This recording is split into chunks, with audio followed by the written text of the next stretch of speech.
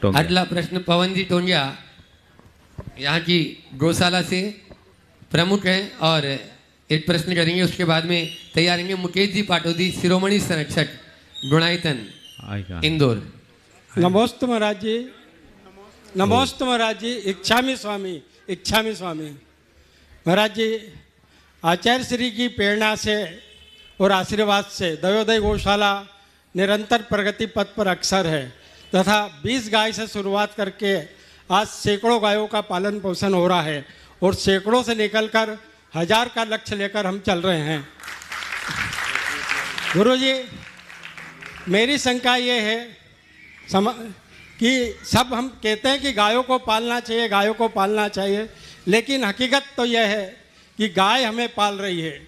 गाय दूध देती है और गाय के गोबर से और गोमूत्र से एक गाय से 2 बीघा की खेती बिना फर्टिलाइजर और बिना पेस्टिसाइड्स के प्राप्त हो सकती है। हम ऐसा क्या करें कि जन जन तक ये भावना जाए, गाय का भी जीवन बचे और हम लोग भी पूरी समाज और जन जन को स्वस्थ भोजन और स्वस्थ सामग्री मिले, इसके लिए हमें क्या निवेदन करें?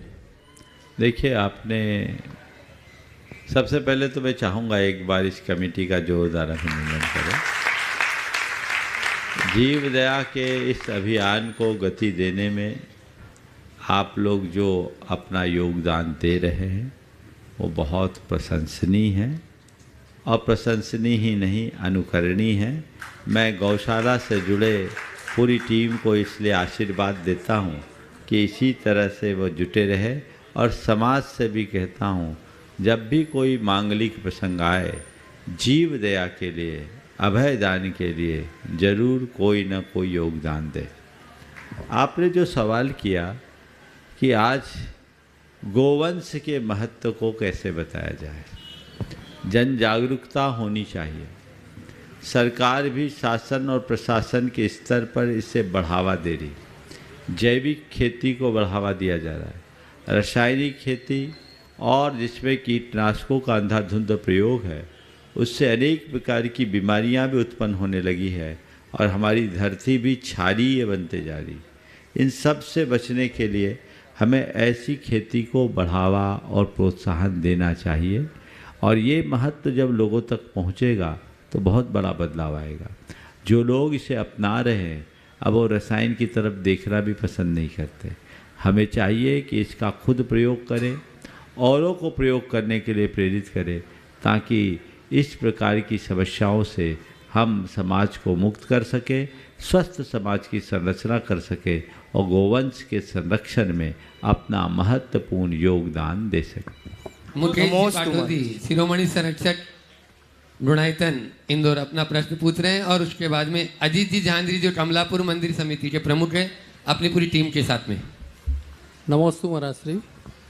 महाराज श्री, आजकल की पीढ़ी के पास, हाँ बोलो महाराज जी, आज युवा पीढ़ी के पास पैसा है, शिक्षा है, सुख सुविधा के सभी साधन है, लेकिन फिर भी महाराज जी धैर्य नहीं है। अभी थोड़ी देर पहले एक सवाल दो किस्से सुनाता हूँ महाराज जी। अभी भोपाल में आपने सुना भी होगा, प्रहलाद पटेल जो मंत्री हैं उनकी सेक्रेटरी जो उसने अभी 2 दिन पहले 1.5 साल हुआ उधर शादी हो जी, उसने आत्महत्या कर ली। प्रहलाद पटेल के सेक्रेटरी ने? हाँ, कब? मतलब अभी 2 दिन पहले महाराज। अच्छा। एक महाराज जी किस्सा जयपुर का बताता हूँ। 4-6 दिन पहले शादी हुई महाराज जी। एक दिन पति के साथ रही और दूसरे दिन सुबह 7वीं मंजिल से कूद के आत्महत्या कर ली। तो महाराज जी ये सब चीज़ें क्यों? युवा पीढ़ी के पास पैसा भी है, शिक्षा भी है, सुख सुविधा के साधन भी है, उसके बाद भी ये परिस्थितियाँ क्यों? इसलिए कि उनके पास धैर्य नहीं, समझ नहीं, गंभीर नहीं है, सहनशीलता का अभाव।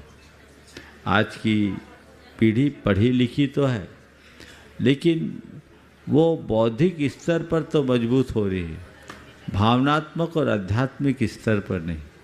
थोड़े भी उतार चढ़ाव को झेलने में वो असमर्थ है।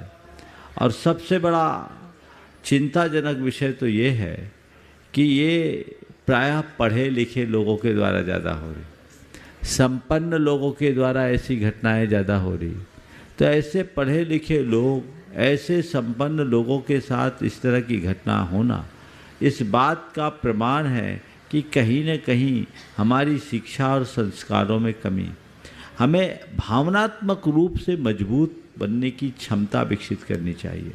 जब तक हम भावनात्मक रूप से मजबूत नहीं बनते तब तक इस तरह के आघातों को सह नहीं सकते। आज मनुष्य अपने मन के विरुद्ध किसी बात को बर्दाश्त करने की क्षमता नहीं रखता और इस तरह की घटनाएं घट जाती है। सामने वाला तो इस तरह की घटनाओं को अंजाम दे करके चला जाता है, लेकिन उसके बाद के लोग, पीछे के लोग जिसे भोगते हैं,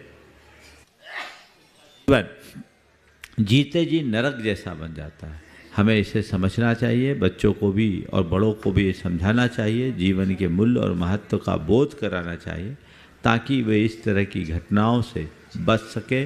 और जो भी ऐसी घटनाएं घटती है उसका विश्लेषण करके परिवार समाज में बच्चों को ये बताना चाहिए कि देखिए थोड़ी सी धैर्य और समझ की कमी हमें कितने भयानक परिणाम तक पहुंचा देती है। यदि इस तरह की बातों को तथ्यात्मक तरीके से बताया जाए तो जीवन में बहुत बड़ा बदलाव हो सकता है। आदित्य जी, जहांगीर